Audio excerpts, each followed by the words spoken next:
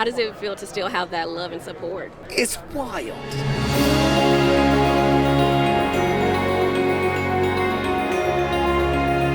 Congrats on making your Broadway debut. How has it been adjusting from screen to stage? It's been such an exciting new challenge. I'm so proud of our company. The significance that seeing this guy personified. Yeah. I mean, it's just electric. When he walks out for his entrance. I saw the clip. That man's supposed to speak. Yeah. And then they just started screaming, and it happens every show now. This week has just been completely surreal. The response, before I even walk out, you can hear the crowd cheering, clapping, and it's probably one of the best feelings. Responses have been crazy.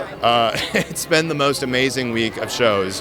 The crowd, it was like a wall of sound hit us when the curtains, first came up.